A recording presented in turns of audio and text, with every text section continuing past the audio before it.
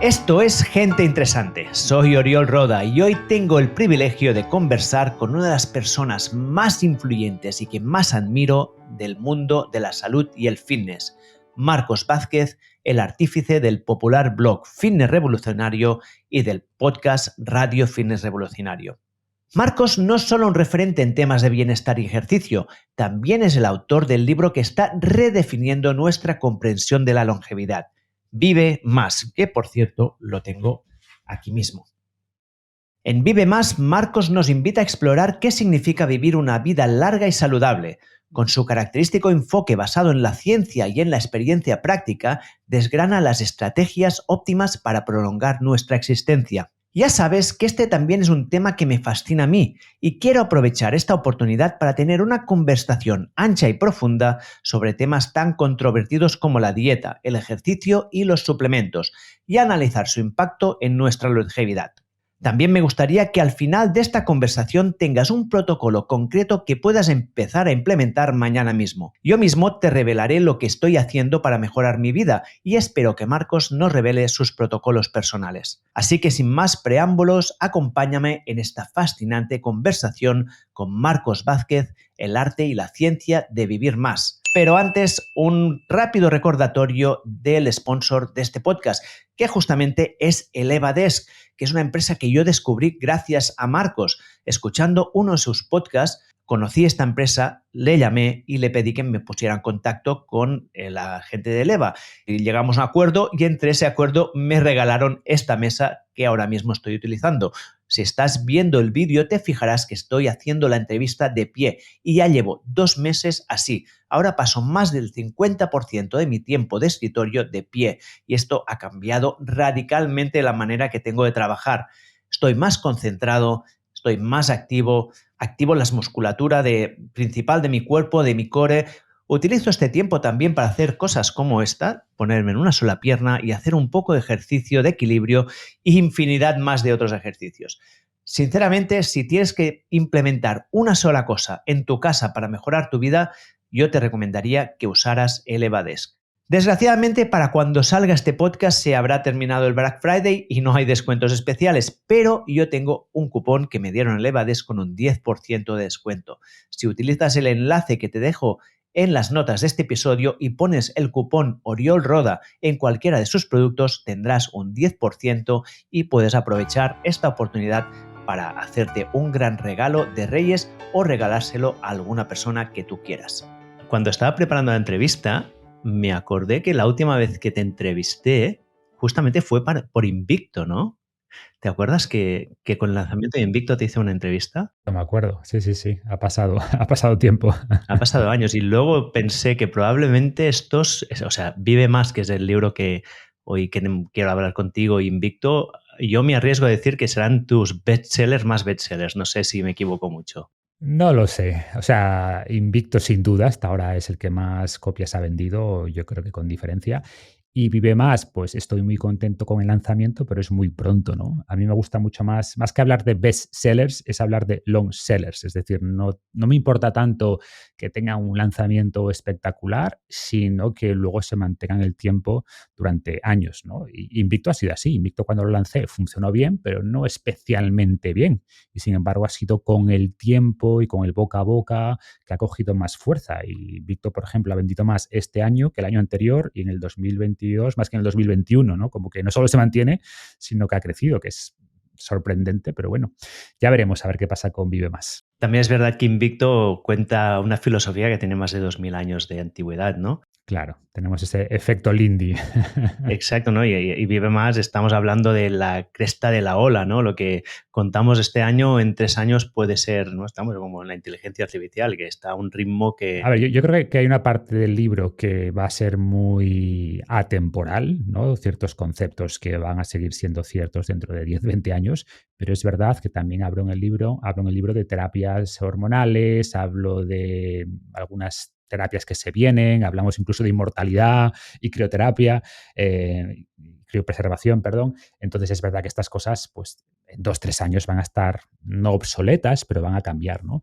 Pero eso es el 20% del libro. Yo creo que el 80% del libro va a aguantar bastante bien el paso del tiempo. Lo que sí va a ocurrir es que podremos tener seguramente protocolos más precisos, ¿no? A día de hoy, pues contamos con estudios que nos dan una aproximación, y sí creo que a medida que se hagan más estudios, pues podemos individualizar un poquito más, pero los grandes conceptos no creo que cambien mucho tampoco. No, y de hecho, cuando te pedí hacer la entrevista, o sea, yo este libro, cuando hablamos, yo te pedí y lo tengo aquí, para los que estén mirando el vídeo, o sea, lo tengo aquí, además, para que la gente vea cómo está, está todo marcado, Así me está todo el gusta. libro subrayado, marcado, porque me hizo mucha ilusión que publicaras este libro, porque yo me he leído también, pues, igual que tú, supongo, el de Sinclair, el de Peter Attia, y cuando supe que tú publicabas uno, dije, a ver qué ángulo le pone Marcos, porque o sea, tengo mucha curiosidad, ¿no? Y me ha gustado porque le pones también un elemento mucho de mentalidad en el libro, ¿no? Que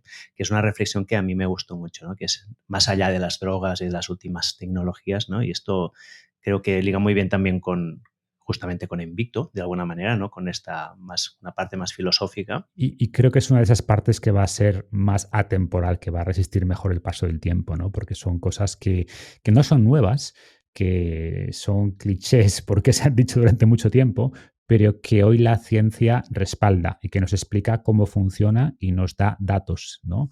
Entonces creo que esa es la gran parte. Y honestamente fue quizás la parte que más me gustó escribir, no solo por esa conexión con Invicto, sino porque es la que desconocía más. Quizás el resto de capítulos los había trabajado mucho durante años, era una cuestión más de ordenar ideas y de encontrar las historias y sintetizar y que todo más o menos encajara, pero no hubo nada sorprendente, ¿no? Quizás nuevos estudios más recientes de este año que complementaban ideas, que las modificaban un poco, pero era esencialmente lo que ya sabía.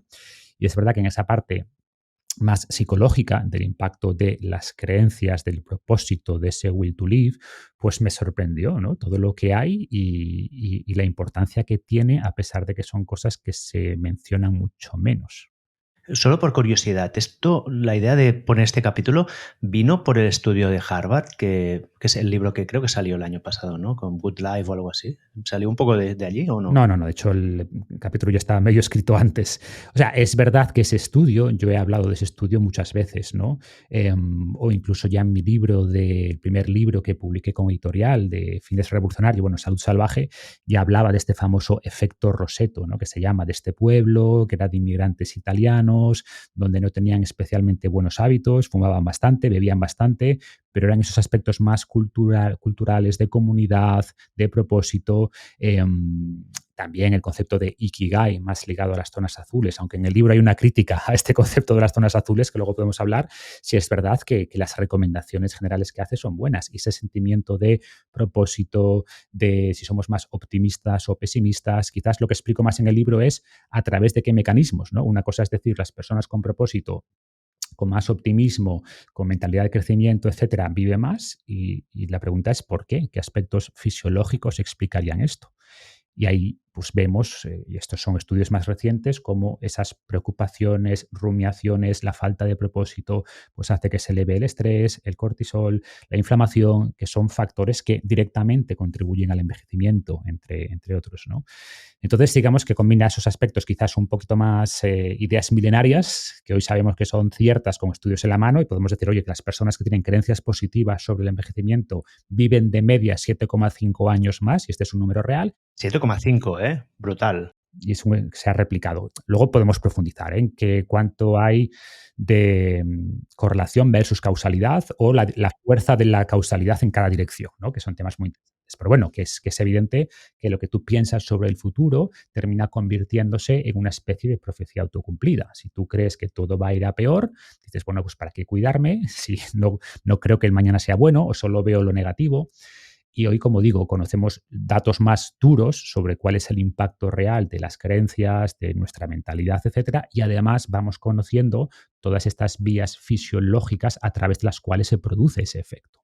Claro que al final es la evidencia máxima, es cuando ya ves la correlación y Mecanismo. encuentras mecanismo, ¿no? y plausibilidad. Exacto. Escucha, mira, yo ayer te mandé un guión de la entrevista para organizarla, pero tengo que confesar que esta noche he estado dándole vueltas Y había una cosa que a mí, o sea, yo hablar contigo me hace mucha ilusión porque estamos hablando de, aparte de que te tengo un respeto infinito, ya lo sabes, que Muchas gracias. hace tiempo que nos conocemos y para mí es un referente en muchas cosas. Además, compartimos esta pasión, ¿no?, en este tema. Entonces tenía ganas de hacer algo que fuera también muy accionable y aprender también un poco de ti, que sea muy accionable para la gente. Entonces te propongo que igual el guión que tenemos, al final llegaremos a lo que te puse, pero lo organicemos alrededor de nuestros hábitos personales, ¿no? Entonces te propongo que vayamos contando, que nos cuentes cuáles son los hábitos que tú ahora conscientemente estás haciendo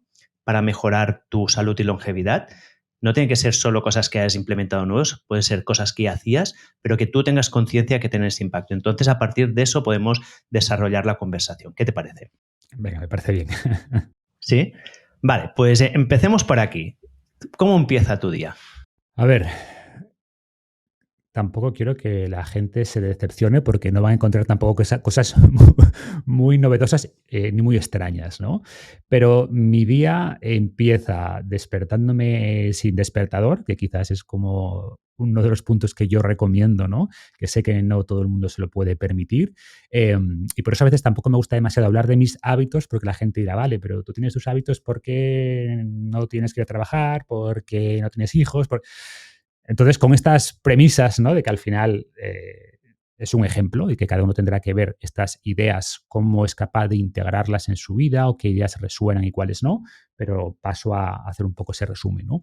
Como digo, me despierto sin despertador y eso quiere decir que tengo cierta variabilidad y que entiendo que mi cuerpo me dirá cuándo he descansado suficiente. Sabemos además que se producen esos ciclos, ¿no?, ultradianos, esas fases de sueño, y que por tanto lo ideal es despertarse al final de una fase, mientras que el despertador, punto uno, te va a despertar en cualquier momento de esas fases y punto dos, con un estruendo que ya elevamos el cortisol por las mañanas. Hay alternativas, ¿eh? Yo antes tenía, bueno, sigo teniendo por ahí, pero ya no lo uso, un despertador lumínico que te pone sonidos de la naturaleza, que es un poquito eh, más relajante, vamos a decir. Es un despertar un poquito menos estridente, simula el amanecer en principio. Entonces, bueno, es una alternativa para quien quiera explorar estas opciones. Me gusta. Despertador lumínico. Sí, sí, sí, está muy bien, ¿eh? Vale, Y lo lo puedes buscaré. configurar. Después, además, después de las cosas básicas de higiene, No, más o menos a qué hora te despiertas. pues es raro que me despierte antes de las 6:30, 7 menos cuarto, y raro que me despierte después de las 7:15. O sea, más o menos las 7, un poquito más, un poquito menos. Em, que es también importante, ¿no?, por ir dando alguna pista sobre la marcha, el tema de los horarios regulares. Más importante quizás el horario al que nos acostamos y después dejar que el sueño, que el cuerpo, mejor dicho, regule cuánto necesitas dormir, pero mantener horarios regulares en general también ayuda a ordenar, ¿no?, el sueño, y es parte de esta higiene del sueño. Después de eso, me gusta planificar el día con un café, o sea, me levanto, preparo el café, mientras se prepara el café hago un poquito de actividad física, pero es únicamente de movilidad muy básica, es como desperezarte, pero son 5 o 6 minutos, que es lo que tarda en salir el café. Em, ¿Es café solo tomas? Tomo café con un poquito de leche, o sea, me gusta cortarlo, porque antes, bueno, hace muchos años usaba café con azúcar, ¿no? Y luego me di cuenta de que si lo cortaba con un poquito de leche ya no me hacía falta el azúcar. Eh, Podría adaptarme al café normal, de hecho me gusta el café normal, sin azúcar, pero no sé, le da ese toque un poquito dulce, y uso después un producto de Paloul, no quiero hacer mucha promoción, pero para hablar de suplementación también, que en el fondo tiene colágeno, tiene triglicéridos de cadena media, tiene glicina, ¿no? Y la glicina y el colágeno hidrolizado están demostrando beneficios muy interesantes, sobre todo para la calidad de la piel.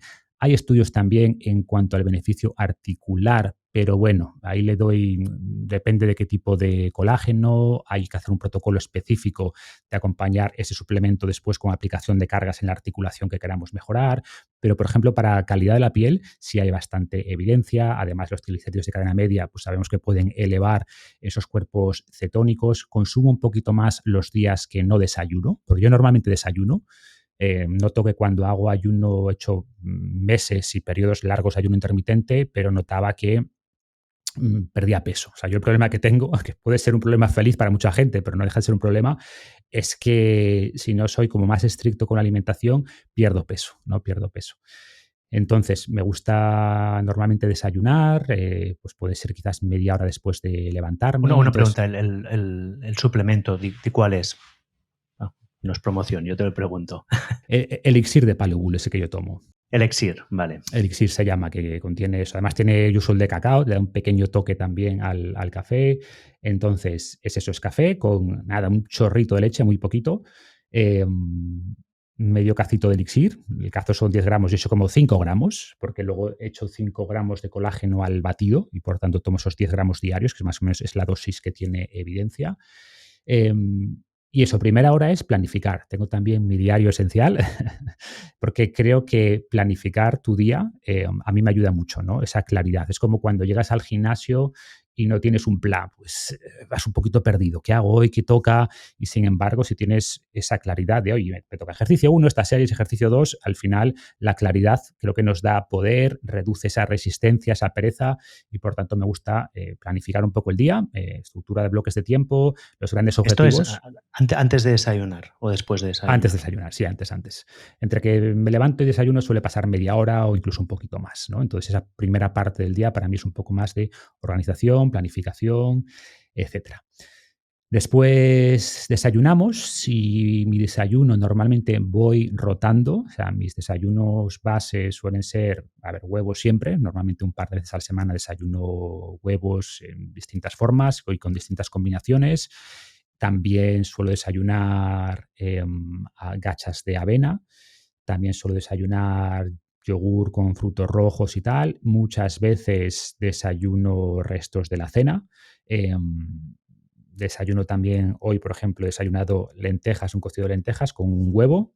Un cocido de lentejas. Sí, bueno, cocido un guiso de lentejas. Sí, sí. O sea que o hay veces que desayuno ensalada, que son pocas, pero también, o sea, he intentado que el desayuno sea una comida más, porque así debería serlo, ¿no? Esto que nos dice, no, el desayuno tiene que ser un lácteo y cereales, ¿por qué? O sea, es una comida más, ¿no? E insisto que normalmente un par de veces a la semana no desayuno, normalmente, ¿no?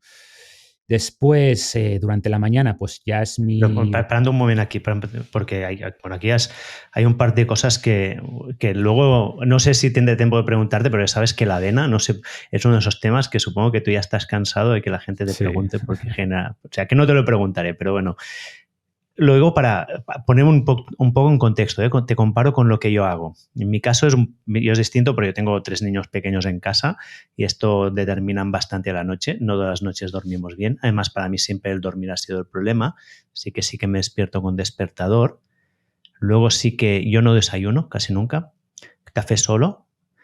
Y luego para mí lo que es muy importante, que esto es una cosa que he implementado recientemente, que te quería preguntar, y es que desde hace ya 3 meses, cuando yo llevo a los niños a la escuela, después de dejarlos en la escuela, me aseguro de estar 1 hora al aire libre.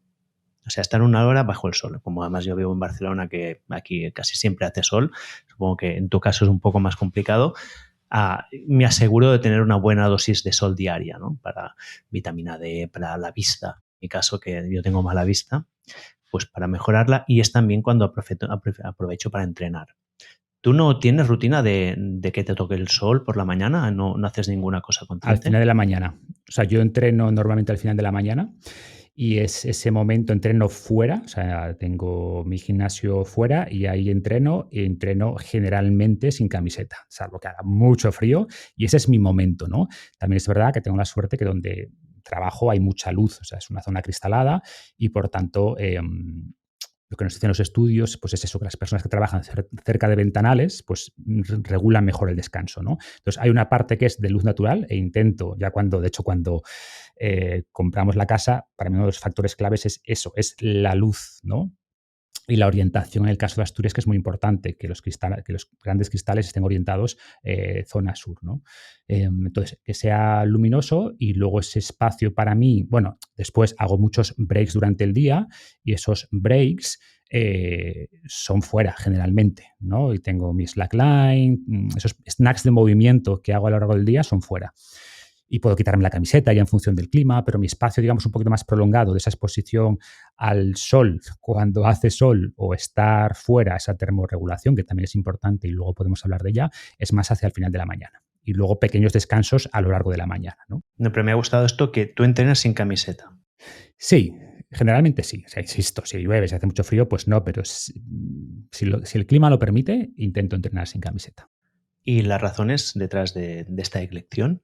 Bueno, pues la que hemos comentado, ¿no? O sea, al final ese contacto, o sea, diría que son dos principales. Punto uno, el contacto con el sol, esa radiación, esa exposición a luz ultravioleta del sol, que tiene los beneficios clásicos de la vitamina D, pero ojo que también eleva, por ejemplo, la producción de óxido nítrico, que es también muy importante, sobre todo para la salud cardiovascular, ¿no?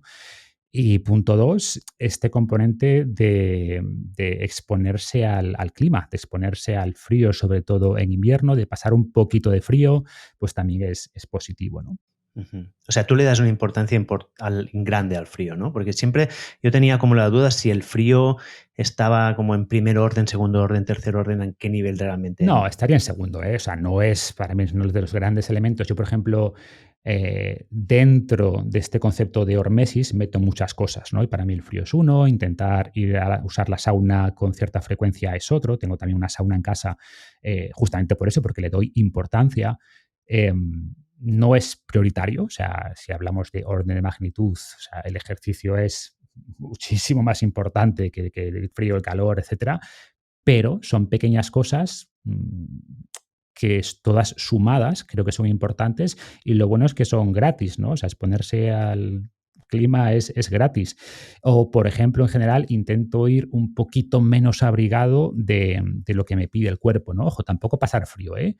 Pero ahora, por ejemplo, estos días estamos en Asturias a 18 grados, puedes ir perfectamente por la calle en camiseta corta, perfectamente. Y ves a la gente ahí con sus anoraks, los ves ya con guantes, con bufanda. Entonces creo que reconectar un poco con esa naturaleza, ¿no? Y que no se atrofien esos mecanismos de termorregulación que tenemos, pues es importante. Insisto, que es secundario respecto a si comes bien o no comes bien, secundario respecto a la actividad física, secundario respecto al descanso, pero, bueno, pues ¿por qué no incluir esos elementos que, insisto, en su conjunto sí parece que pueden ejercer un efecto beneficioso, ¿no? Vale, pues volviendo a la rutina, ¿no? Entramos en el deporte, ¿no? Que es el grueso, ¿no? De la intervención. Exacto. Cuéntame tu protocolo, más o menos. Cuento un poco del tema de la mañana, ¿no? Por lo que decía, porque para mí la mañana, esa parte donde intento hacer. De hecho, tengo en mi agenda cada día me sale lo de modo monje, de 9 a 10, que es donde intento no poner ningún tipo de reuniones ni nada. Es como lo que yo llamo modo monje, que es, oye, foco concentrado en las cosas que sean más cognitivamente demandantes, ¿no? Por ejemplo, todo lo que implique escribir. Mis libros en general se escriben en ese periodo. Luego intento sacar muchos espacios a lo largo del día y tal, pero es como es la cita conmigo mismo, ese espacio de 1 a 2 horas donde intento trabajar más concentrado, ¿no? Y luego intento, a lo largo de la mañana, pues hacer bastantes descansos, cada 45 o 60 minutos, hacer descanso de 5 minutos y eso que te decía antes, pues tengo mi slackline, hago un poquito de equilibrios, hago un poquito al jardín, juego un poco con los gatos, o sea, descansos que sean más, que tengan un componente de movimiento, de luz natural, etcétera. Eh, y luego al final de la mañana suelo entrenar. Eh, y entonces, ¿qué protocolo sigo? Pues, a ver, suelo hacer fuerza 4 días a la semana, fuerza muy orientado a calistenia, kettlebells, pero me gusta también meter algo de trabajo con barra, algo de fuerza pura. Hago un entrenamiento más puro de HIIT a la semana y después hago, normalmente el fin de semana, una sesión más larga de zona 2, pues eso, 45, 60 minutos, corriendo o en bici, suele ser más corriendo. Y después, que esto es una incorporación reciente, compré el año pasado una bici estática y hago casi todas las tardes un poco de zona 2, no tan larga, esto es al final de la mañana, al final de la tarde, perdón, pero de 25 o 30 minutos, pues eso, que al final en la práctica pueden ser 3-4 veces a la semana.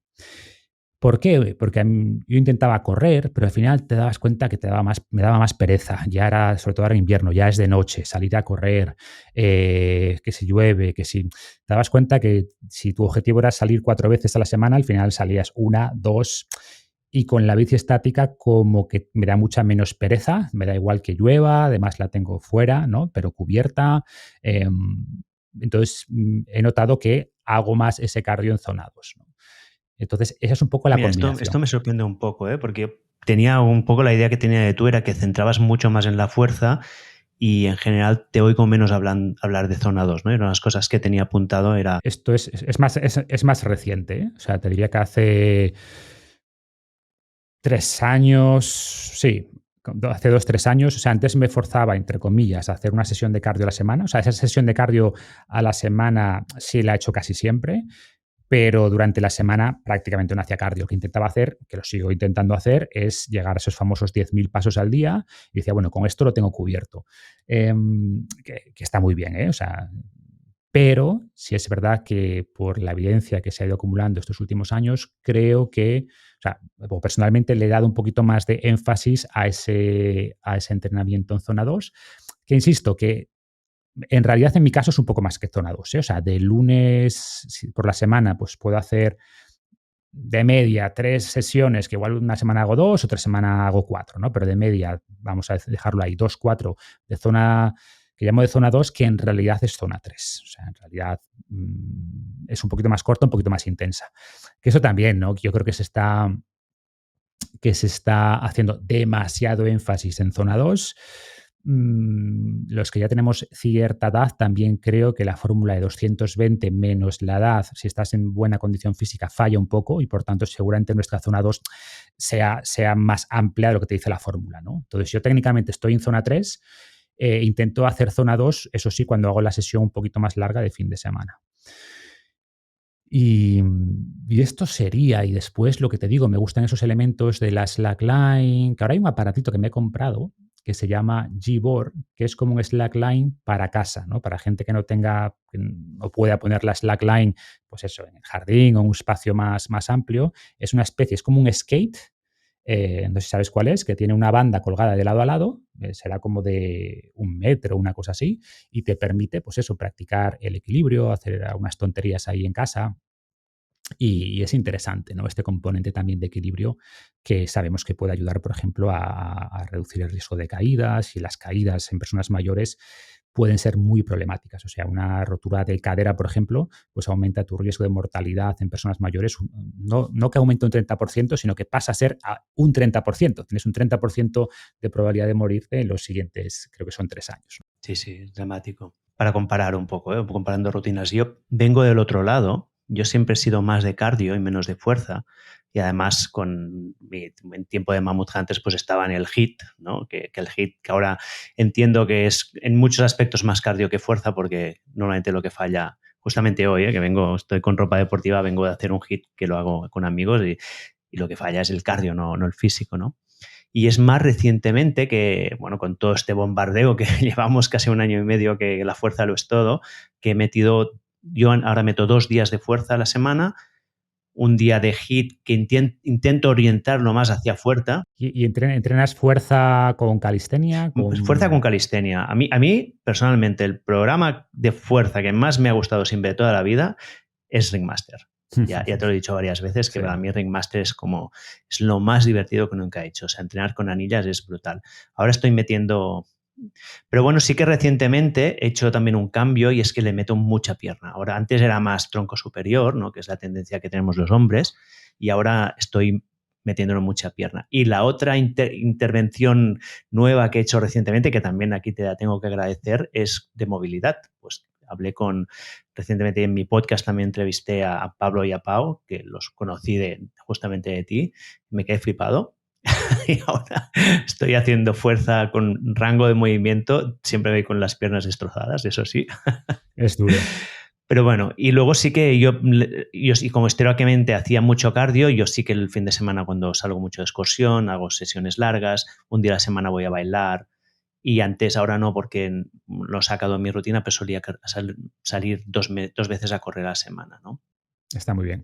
Sí, has hecho un poco, ahí creo que venimos un poco de lados distintos y nos hemos encontrado de alguna manera Vamos en el medio, convergiendo, ¿no? sí. Y yo la parte de movilidad, bueno, lo contaría a lo largo de cuando llegue, porque hago movilidad también, tengo su momento adecuado, ¿no? Entonces, además me gusta esta idea, que creo que encaja mucho más con nuestra naturaleza, de separar mi actividad física en bloques distintos a lo largo del día, ¿no? Y además ¿Y por qué? bueno, pensemos en nuestros ancestros cazadores-recolectores, pues al final no hacían la actividad física una hora y el resto del día estaban ahí enfrente de una computadora ancestral, ¿no? Todo el día era movimiento, ¿no?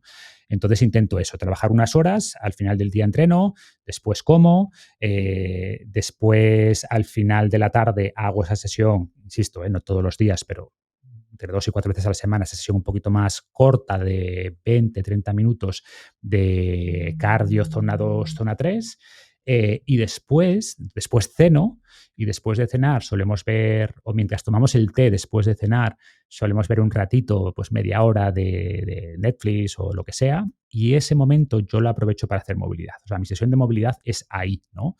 Mientras estás mirando el episodio de Exacto. turno. Yo O más que sea, estar en el sofá, que no me gusta, o puedo estar en el sofá mientras tomamos el té, pero luego tenemos una alfombra grande delante de la televisión y ahí es donde hago ese trabajo de movilidad, ¿no? Y después de eso salimos a caminar, pues media hora, 40 minutos, cenamos temprano, ¿no? Entonces igual salimos pues a las 8 estamos saliendo ya a caminar, o 8 8:15, ¿no?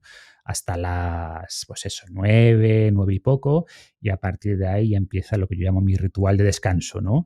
Que tiene parte que es leer, que tiene una parte que es meditar, aunque reconozco que es lo que más me cuesta de todo. Hay semanas que igual no medito ni un solo día, pero además porque me gusta mucho leer y es como dejar de hacer algo que me gusta, ¿no? Y que me relaja mucho al final del día para ponerme a hacer algo que me cuesta un poquito más, ¿no? Y ahí pues todo el tema también de luces, de quitar pantallas, preparación para el descanso en general. vale, esto te voy a preguntar. ¿Eres muy estricto con el protocolo de las pantallas, tú? A ver, intento no ser muy estricto con nada, pero es verdad que tiene que ser algo muy urgente para que esté trabajando con pantallas a partir de las 9 y pico 10. Es muy raro, ¿no? Intento ahí cerrar. También tengo cosas, por ejemplo, bueno, pues lo de siempre, ¿no? Aparte de mis gafas Blue Blockers, pues utilizo Flux en el ordenador, la opción del móvil de que te ponga todo ya en blanco y negro y que baje mucho la intensidad a partir de las 10, lo tengo en mi caso. Entonces, puede ser que eches un vistazo al móvil un par de veces entre las 10 y las 11 que nos acostamos. A ver, puede ser. Si recibes un mensaje o una llamada, pero muy poco. O sea, sí que intento, pues eso, respetarlo bastante por, bueno, no solo porque me ayuda a ese espacio, crear ese espacio de transición entre la actividad y el descanso, sino que pues ayuda a evitar esa inhibición de la melatonina, reducir los estímulos también. Entonces, bueno, todo lo que sea favorecer el descanso, pues me parece importante. Vale, y aquí has dado has pasado por así más de largo un par de cosas importantes. Una también es el horario de comer, pero antes de aquí, compartiendo, para comparar, yo como el sueño para mí sí que es como muy sagrado, porque es donde es mi punto flaco, yo sí que a las 9 pantallas fuera. Bueno, puede ser que algún día ocasional, muy ocasionalmente, mire una serie de lejos, o sea, estoy al menos a 3 metros, pero pantalla móvil y ordenador seguro que no. Lo que sí que no hago es, no he cambiado las luces de casa. ¿Tú tienes luces en casa que sean rojas? ¿Esto lo has Sí, implementado? tengo unos de Philips Hue se llaman, no en toda la casa, pero sobre todo en la zona donde más tiempo estamos por la noche, que cambian el color en función del momento. Entonces tienen ese color rojizo anaranjado al final de la noche, sí, o sea, al final del día.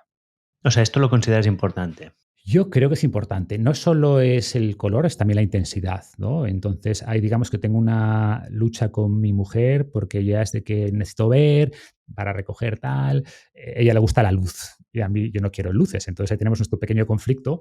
Por eso yo a veces simplemente me pongo mis gafas Blue Blocker que las tengo, bueno, las tengo abajo. Ah, no, tengo aquí unas. De hecho, tengo A varias por ver. la casa, ¿no? Aquí tengo unas, pues me las pongo y ya está, ¿no? Pero vamos, sí intento darle importancia a todo el tema de la luz, o sea, de que sea el del tono adecuado y sobre todo restringir la luz. Vale, no me gusta que me digas porque esto, o sea, yo lo escucho de otros, de otra gente que habla, pero que los encuentro un poco más radicales y siempre tengo la duda de, bueno, ¿hasta qué punto esto es una intervención de primer orden o segundo orden? Claro. Ojo, es de segundo, ¿eh? O sea, es Es de verdad segundo que orden. sí, sí. Es verdad que que esto ocurre mucho, ¿no? Que cuando se habla de algo y algo tiene cierta evidencia científica, y esto sin duda la tiene, pues hay gente que lo pone en lo principal. Lo más importante es la luz. A ver, no es lo más importante, ¿vale? No es lo más importante. Dicho esto, creo que no cuesta mucho, o sea, no son tampoco intervenciones costosas ni que lleven mucho tiempo y que sí tienen un impacto. Y como todo es la sensibilidad individual, ¿no? O sea, hay gente que puede estar viendo una serie hasta las 12 de la noche con luces así a tope y descansar súper bien. Bueno, oye, pues igual a ti te impacta menos. Ojo, que tú no lo notes no quiere decir que después haya impacto, que no haya impacto, ¿eh? Que también hay gente que dice, no, yo descanso súper bien, con mi café a las 9 de la noche duermo como un lirón. Bueno, habría que comparar tú con ese café versus tú sin ese café. Y seguramente sin el café dormirías mejor. Pero es verdad que hay gente que le impacta menos la luz, que le impacta menos la cafeína, que le impacta menos el alcohol, como todo, ¿no? Pero yo sí lo noto, o sea, que sobre todo cuando viajas y cuando te expones a más luz o cuando estás en hoteles que por mil motivos pues no tienen todavía persianas, ¿no? Tienen estos blackouts, pero que siempre entra luz y tienes los LEDs pues lo noto que descanso un poco peor. Entonces, no es lo más importante, pero sí creo que es un elemento que influye, que hay bastante evidencia para hacernos pensar que influye no solo en el descanso, sino también en la salud metabólica, ¿no? Hay muchos estudios que nos dicen que las personas que duermen en habitaciones más iluminadas, pues tienen más riesgo de diabetes, tienen más riesgo de cáncer. Entonces, sin querer darle más importancia de la que tiene, sí creo que es un elemento que, punto uno, no cuesta mucho controlar y punto dos, que tiene suficiente evidencia como para que le prestemos atención y que yo lo noto, ¿no? En el día a día, en la práctica. Vale. Me lo apunto porque es de las cosas que tenía aquí dudas. Quiero volver de nuevo a la intervención number one, la más potente, ¿no? Que también la de ejercicio. Por lo que ahora que has contado un poco el protocolo de tu día, más o menos, ¿tú cuánto tiempo dedicas a hacer ejercicio al día? Más o menos, ¿qué sería? ¿Un par de horas diarias? Para tener una Claro, referencia, ¿eh? depende de que Aprox. llames ejercicio, ¿no? O sea, mi sesión del final de la Actividad mañana, física. sí. Em,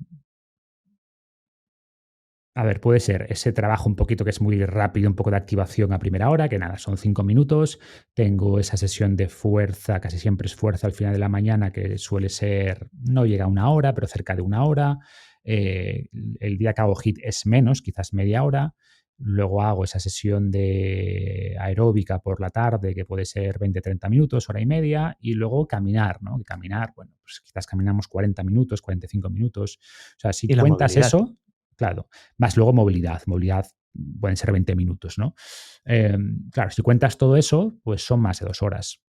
Son más de 2 horas. No todos los días. O sea, hay días. O sea, intento siempre hacer algo cada día. Pero hay días que quizás lo único que hago es movilidad y caminar. O hay días que solo camino.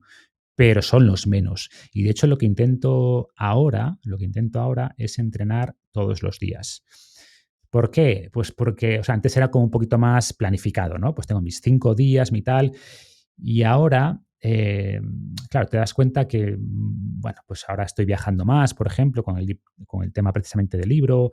Ahora, en cuanto cuelgue contigo, me voy a Sevilla, que tenemos un evento de Wim Hof, fin de semana, por tanto, no voy a entrenar como tal, quizás hago a correr un poquito por la mañana o hago algo de movilidad por la noche, pero ya no entreno.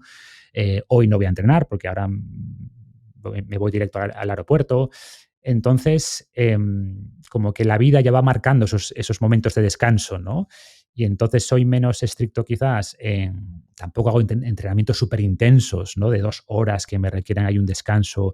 Lo que sí intento es ordenar más o menos los grupos musculares cuando entreno fuerza para dejar cierto descanso. Y eso me permite que quizás si hay 2 semanas que no viajo y que no tengo eventos o cosas, pues igual entreno 2 semanas todos los días, ¿no? Y noto que recupero bien. Y esto sí me permite, pues quizás acumular más actividad física y luego, pues quizás o me voy de vacaciones una semana y en vacaciones soy mucho menos estricto, pues hago una sesión quizás de calistenia de media hora, un HIIT, salgo un poco a correr, pero no entreno como tal. Si me voy una semana de vacaciones, ¿no? No estoy pendiente, tengo que hacer este entrenamiento con estas series. Es más, oye, lo que surja, lo hago, me muevo y ya está. Entonces, ahí también ha cambiado un poco mi filosofía y ahora si estoy en casa tranquilo 2 semanas, pues igual entreno todos los días.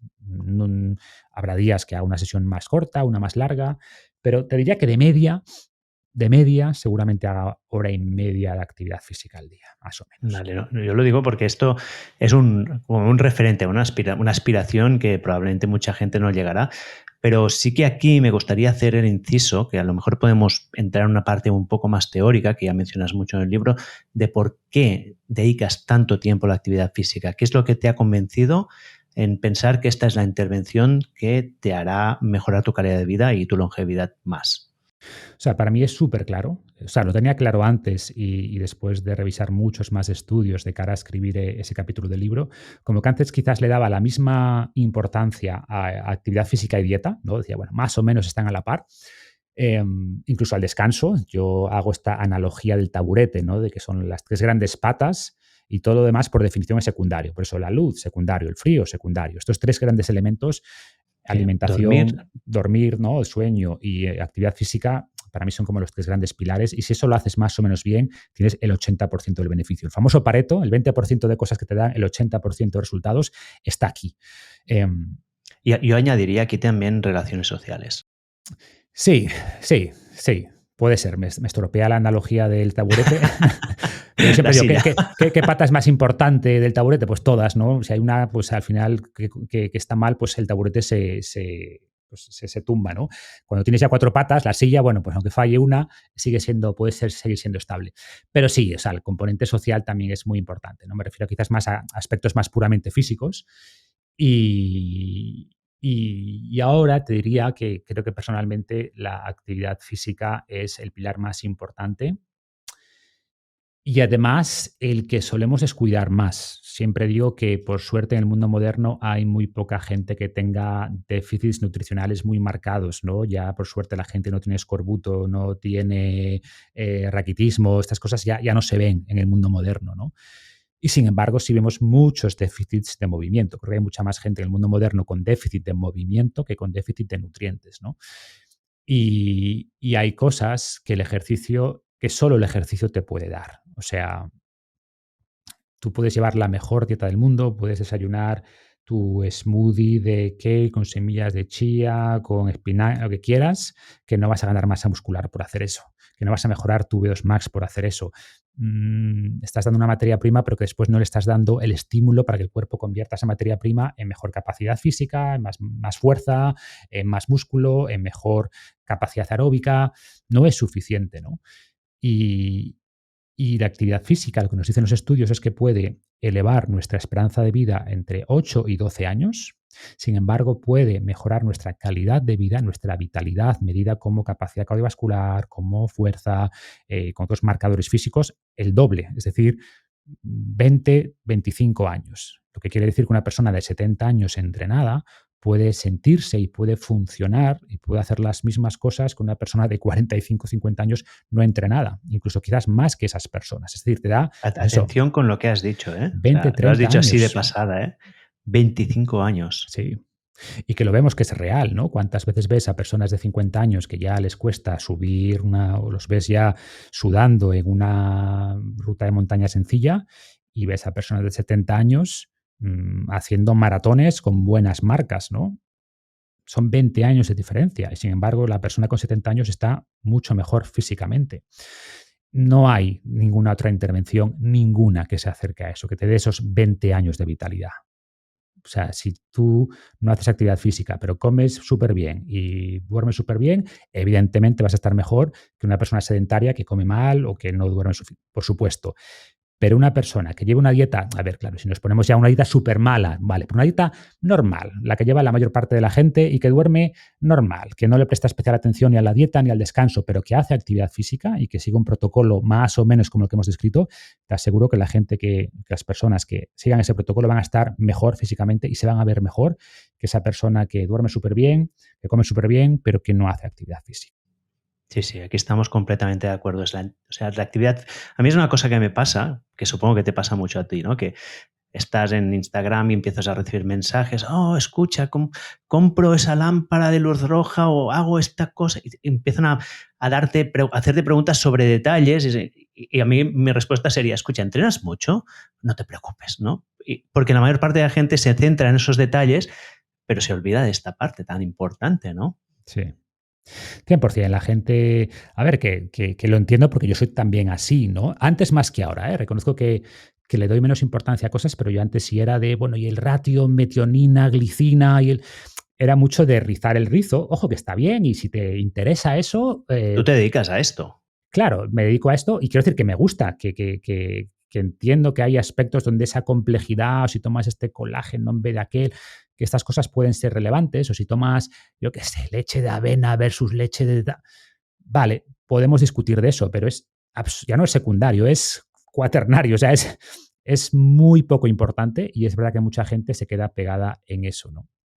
Claro, yo creo que el modelo mental que la gente no es consciente que es como digamos, la derivada del Pareto, ¿no? Que es el 80-20. Vale, hay un 80-20, pero es que hay un 80-20 del 20% restante, y luego Correcto. hay un 80. Entonces, claro, tú ya has cumplido el primer 80, te queda el siguiente 20, entonces haces la siguiente intervención que te sacará el 80 se entiende, ¿no? Es iterativo. Entonces, claro, tú ya entrenas 1 hora y media al día. Es normal que tú te preocupes luego de la siguiente fase, ¿no? Y luego de la siguiente, pero la mayor parte de la gente aún está en el primer 80-20, ¿no? Así es. Yo siempre doy un apunte. A mí hay 2 factores que me convencieron, también igual que tú. Yo, a ver, en 2012 abrí una empresa sobre actividad física, ¿no? O sea que para mí el deporte ya siempre era muy importante, pero sí que puedo identificar 2 cosas en mi vida recientes que han marcado un cambio de percepción, ¿no? O sea, un convencimiento absoluto, que también han repercutido en cambio de hábitos. El primero, que supongo que compartiremos, es, yo recuerdo un episodio de Peter Attia, del doctor Peter Attia, donde mencionaba un artículo donde ponía diferentes o sea, el ratio el riesgo de diferentes enfermedades, bueno, al final era all cause mortality, de todas las muertes, y lo ponían en diferentes grupos, ¿no? Fumador versus no fumador, pues aumenta un 200 y pico por ciento el riesgo de muerte de cualquier causa. Sedentario, persona muy activa, o VO2 max mínimo, VO2 max máximo, 400%. Gente muy débil, gente muy fuerte, 300 y pico por ciento. O sea, pasar de ser una persona muy débil a muy fuerte reduce más el riesgo de muerte a cualquier causa que dejar de fumar. O sea, que esto no quiere decir que que una persona tenga que fumar y hacer deporte y se olvide, ¿no? Pero que sabemos que el fumar es las cosas peores para nuestra salud, pues es que aún es mucho peor ser sedentario. Y a mí fue el primero, o sea, ese es esto un a nivel mensaje muy cognitivo. potente, sí, sí. Muy Que lo que potente. dices, que no estamos animando a nadie a fumar, pero ante la pregunta, sí, yo creo que si haces la pregunta ahí fuera, a la gente te dirán, ¿qué es mejor? ¿Fumar y hacer ejercicio o no fumar y no hacer ejercicio? Creo que la mayoría de la gente te diría, hombre, fumar es tan malo y llevan tantas décadas diciéndonos que fumar es lo peor, que seguro que fumar, con cualquier cosa que lo pongas, es peor. Que fumar y hacer actividad física, seguro que es peor que no fumar y no hacer actividad física. Y yo creo que no. O sea, creo No, yo que... igual de acuerdo. También es verdad que si fumas, tu VO2 max difícilmente subirá mucho, ¿no? Porque Correcto, evidentemente fumar pues, va a hacer que las adaptaciones sean peores, que entrenes menos seguramente porque tienes menos capacidad pulmonar, pero creo que ese mensaje de que la actividad física tiene un beneficio mayor que el perjuicio que causa el tabaco, es decir, que es mejor hacer actividad física y fumar, insisto, que no estamos recomendando esto, pero que mirando los estudios y mirando esas estadísticas parece que es claro que es así, ¿no? Y esto para mí lo que nos dice, pues es eso, es el gran poder que tiene la actividad física para prolongar la vida e, insisto, para mejorar la calidad de vida, ¿no? Yo en el libro hablo de esta gráfica, la curva de vitalidad, y mucha gente se centra en extender, y también se habla mucho de cuadrar, ¿no? En extender y cuadrar, que al final mantengamos la vitalidad más tiempo y al final se reduzca muy rápido al final, eso de morir joven con muchos años.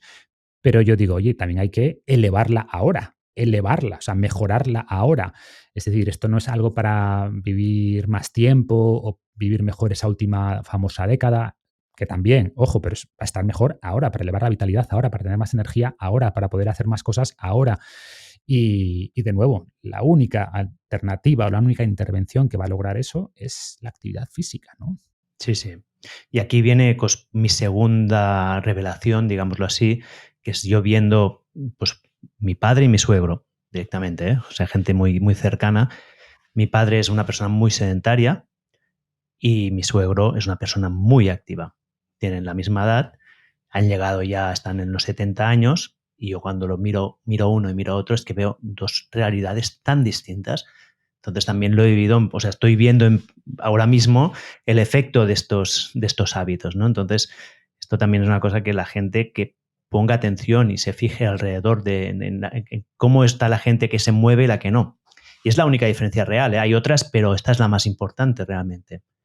Y es una diferencia que se ve más con el tiempo, ¿no? Esto es como la idea esta del avión, ¿no? Pues que si va 1 grado de diferencia, pues quizás a los 100 kilómetros no se nota tanta diferencia, pero a medida que pasa el tiempo, esa diferencia se hace abismal.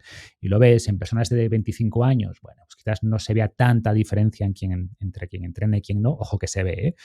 Pero a medida que pasan las décadas, esa diferencia es brutal.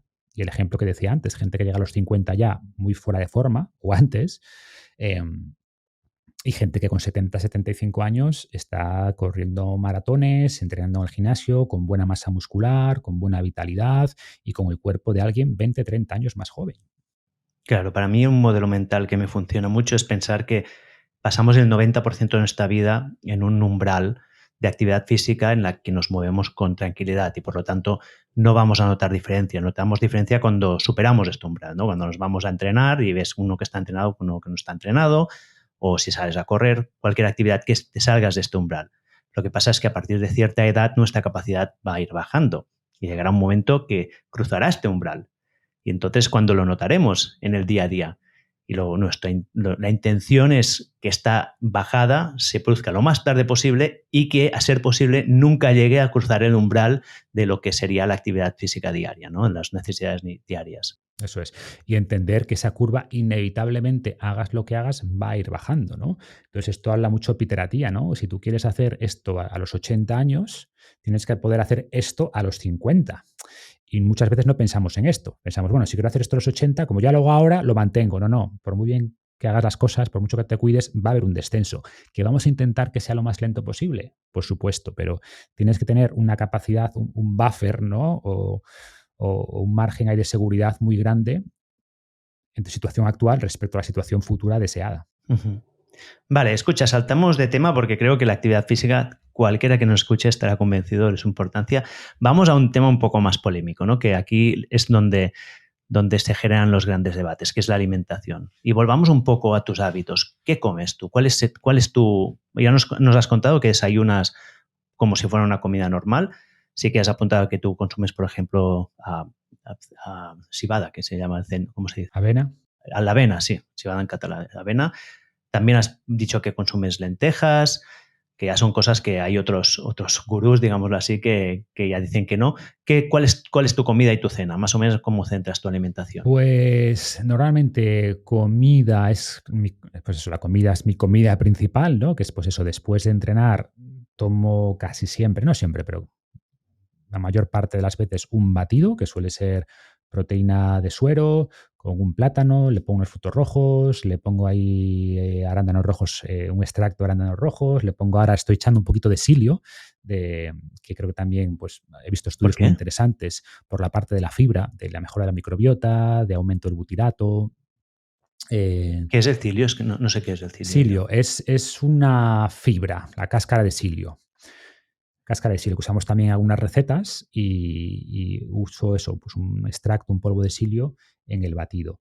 Y le echo más cosas, canela y algunos otros, un polvo de hongos también, que me parece muy interesante todo el tema de los hongos. Entonces aprovecho el batido también para meter todos estos, entre comillas, superalimentos, que tampoco me gusta mucho el concepto de superalimentos, pero sí hemos visto que hay ciertos nutrientes que actúan de manera directa sobre algunas de las famosas claves del envejecimiento que también comento en el libro, ¿no?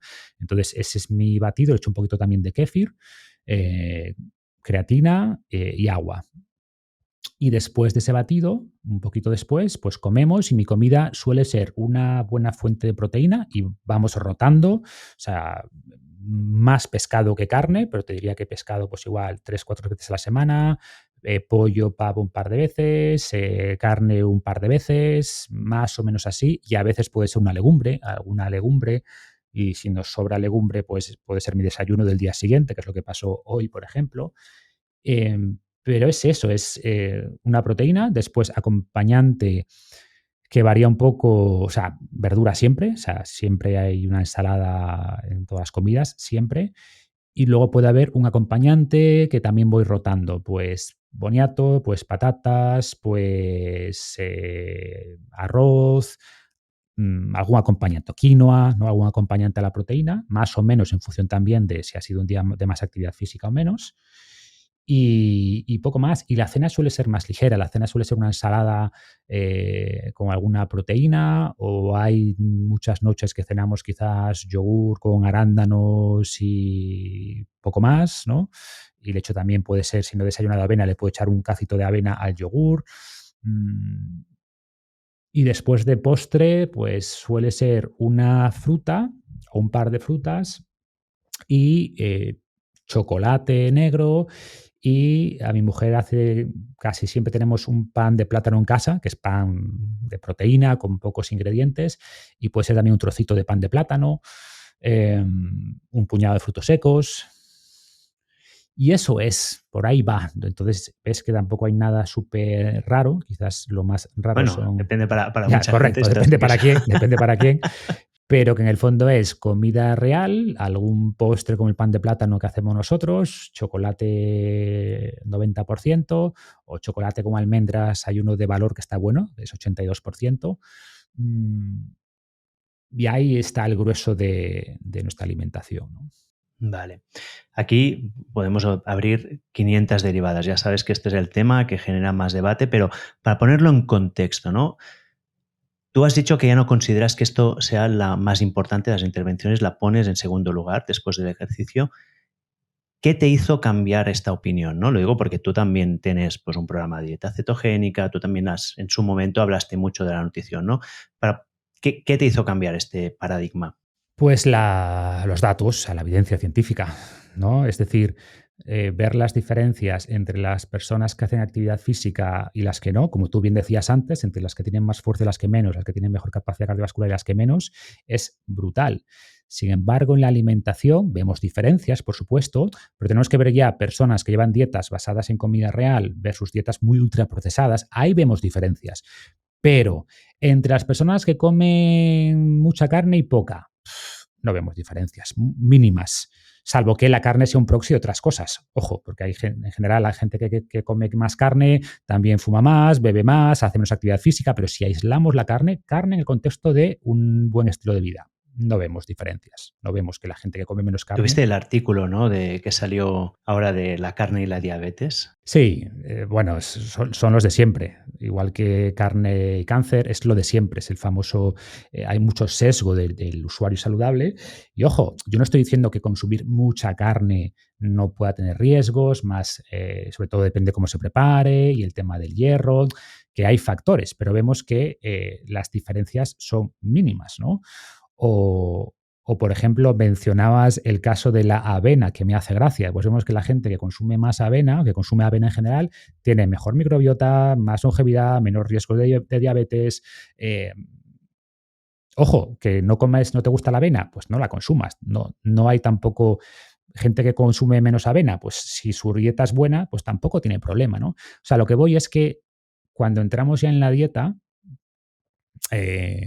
hay diferencias importantes entre una dieta basada en comida real y una muy ultraprocesada, pero vemos mucho menos impacto de una dieta simplemente normal versus una que intente priorizar siempre el mejor alimento de cada categoría. Vemos que las diferencias son menores, insisto, que están ahí, que cuanto mejor lo hagamos, mejor, pero la magnitud, o sea, el impacto que tiene va a ser menor respecto a las personas que hacen actividad física respecto a las que no. Va por ahí un poco el mensaje, ¿no? Claro. Yo creo que aquí de nuevo podemos aplicar Pareto, ¿no? Y es, ya lo has dicho tú, que es, o sea, en nutrición es elimina los ultraprocesados. Claro. Ya está, ya está. Come comida real, vale. Con esto has conseguido tu primer 80%, ¿no? Aquí yo creo que ya es... Y aquí todos estaremos de acuerdo, ¿no? Entonces, podemos llegar al siguiente nivel, ¿no? Y aquí es donde yo ya empiezo a tener yo tengo mis opiniones. Ya sabes que, por ejemplo, yo soy muy defensor de la dieta cetogénica y aquí a lo mejor podemos hablar en un momento determinado, pero yo ya cuando empiezo a ver cualquier estudio que me hable, primero el de la carne, que estamos de acuerdo que todo lo que son relacionado con carne y cáncer, carne y diabetes, bueno, es que estamos viendo esto, el sesgo de la persona sana. Sí. Es que además miras el artículo y está ya en la tabla, se ve claramente, ¿no? Pero me pregunto si con la avena o con las verduras no pasa lo mismo. Si cuando estamos viendo que más verduras es más longevidad, no estamos viendo el mismo sesgo. O sea, al final es simplemente una cuestión de tener una alimentación natural, ¿no? Porque luego que, por ejemplo, viendo a extremos, ¿no? La dieta carnívora, hay gente que la sigue y les sienta súper bien. Yo no la defiendo en absoluto porque creo que es extrema y tampoco creo que sea muy sostenible ecológicamente, pero O sea, hay que entender también, bueno, varias cosas, ¿no? O sea, por ejemplo, si yo tuviera que hacer un segundo, lo que decíamos, el primer Pareto, sin duda, es come comida real. Tienes el 80%. Vale, vamos a intentar ganar un poquito más. ¿Cuál sería el segundo Pareto, no? El 20% de beneficios adicionales que podemos obtener ya haciendo un segundo análisis. Para mí, el segundo análisis sería prioriza verduras y frutas. ¿más que proteína? Cantidad de proteína, porque la cantidad de proteína va muy ligada justamente a la ganancia de masa muscular. Lo que pasa, bueno, a ver, sí. Te he puesto un aprieto. Quizás, o sea, si consumes suficiente comida real, ¿no? La comida que necesites, claro, si me dices, no, pero llevo una dieta vegana, bueno, igual te cuesta más, pero seguramente no te alejes mucho de la proteína que necesites, ¿no? Eh, y verduras, hay también verduras y vegetales muy ricos en proteína. O sea, creo que la proteína es muy importante y podemos hablar de esto, pero si hablamos de salud, yo sí creo que la evidencia es clara de que un buen consumo de verduras y frutas es importante. O, por ejemplo, el caso de la dieta cetogénica, pues claro, depende de qué dieta cetogénica me hables. Si es una dieta cetogénica que es pues bacon con huevos y echarle un trozo de mantequilla al café cada mañana, pues hombre, seguramente no es lo mejor, ¿no? Pero una dieta cetogénica con buenas proteínas, proteínas magras, con verduras, con ensaladas, pues no tiene por qué ser una mala dieta, desde luego. Que yo no recomiendo una dieta cetogénica a largo plazo y podemos hablar de los motivos, es correcto, pero es mucho más importante los ingredientes que forman esa dieta a que si es una dieta cetogénica, una dieta vegana, una dieta paleo, es cuáles son los elementos que la forman, ¿no? Entonces, creo que la recomendación de frutas y verduras es muy importante. Y sí, claro, podríamos meter ahí, o sea, en ese segundo Pareto, eso junto con suficiente proteína, ¿no? Y creo que ahí estás muy cerca de los grandes beneficios que puedes obtener. Insisto, podemos hablar mucho más además de ingredientes, pero por ejemplo, ¿por qué verdura y fruta? Porque conocemos ciertos nutrientes, los famosos polifenoles, que antes se pensaban que eran antioxidantes y hoy se están descubriendo muchísimos beneficios adicionales y muchos beneficios tienen que ver con la capacidad de potenciar nuestras defensas, ¿no? De elevar, por ejemplo, nuestros propios antioxidantes, como el famoso glutatión, muchos de estos polifenoles que atacan directamente esas vías del envejecimiento que decíamos antes, que elevan la autofagia, que eliminan células senescentes y suelen ser polifenoles en la mayor parte de los casos, ¿no? Y estos los vamos a encontrar únicamente en verduras y frutas, no los vamos a encontrar en otros alimentos.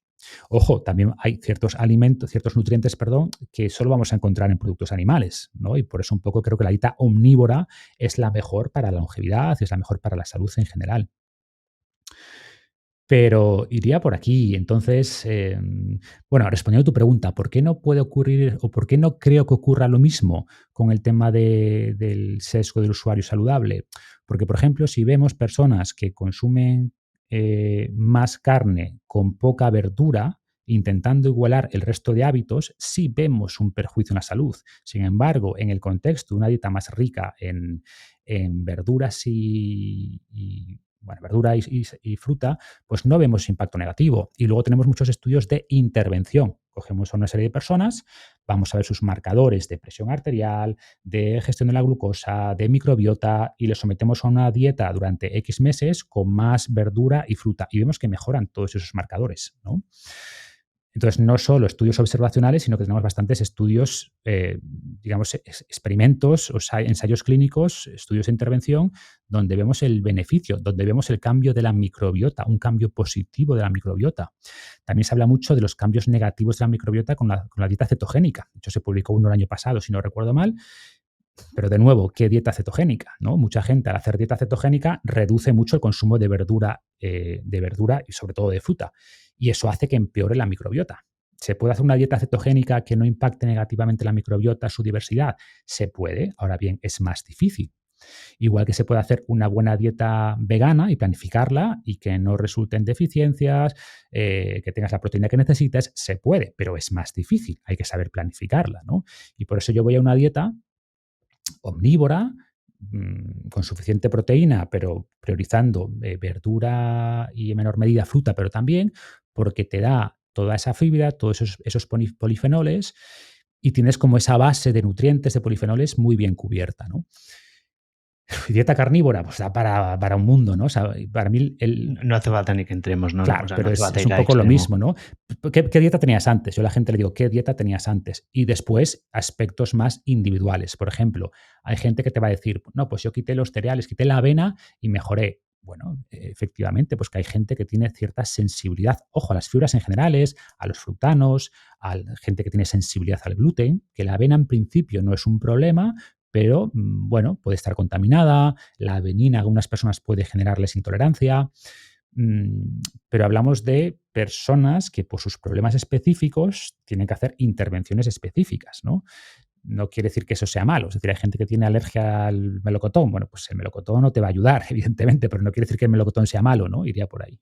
Sí, yo volviendo un poco atrás a lo que comentabas de la verdura, tengo que confesar que no he hecho una búsqueda sistemática sobre estos estudios, pero a ver si lo has hecho tú, dímelo.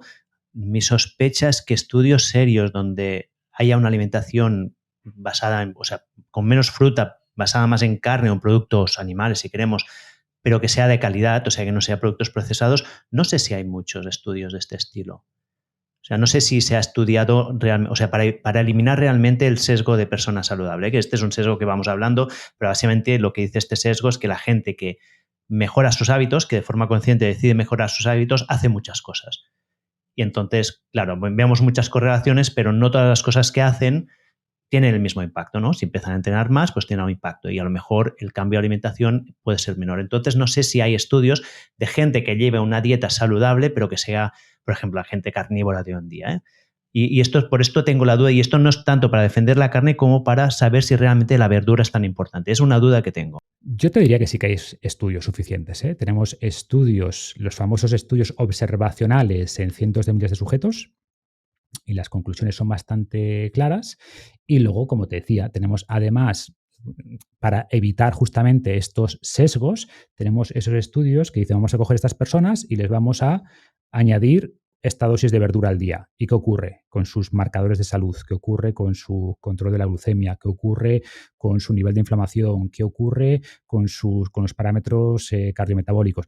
Y vemos que hay una mejoría respecto a otros alimentos, versus a qué ocurre si les ponemos más carne, ojo, o incluso más cereales, ¿no?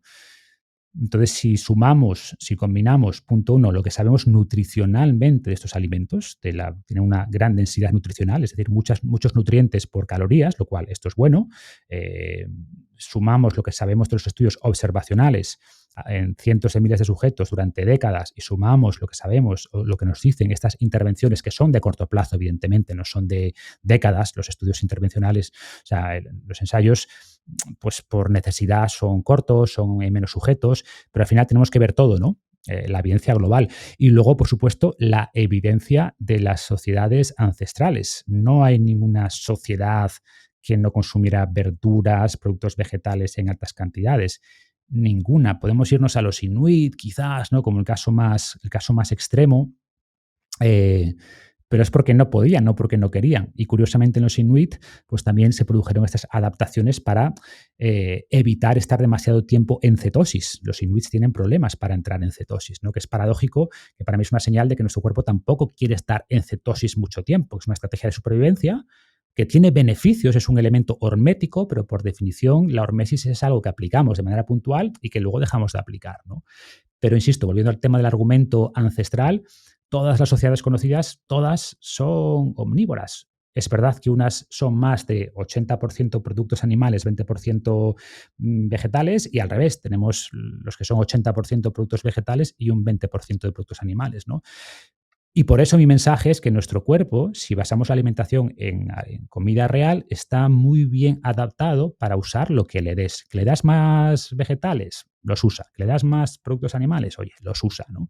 Y por eso no me parece tan importante el ratio exacto, pero sí creo que en general, y sobre todo con el estilo de vida moderno, priorizar más el lado de verduras y frutas y después asegurar suficiente proteína, que esa combinación, si logras eso, no te vas a equivocar mucho. Vale, entonces las recomendaciones actuales de consumir una cantidad de proteína concreta, ¿no? Por ejemplo, hay gente que habla de 2,2 gramos por kilo de masa corporal.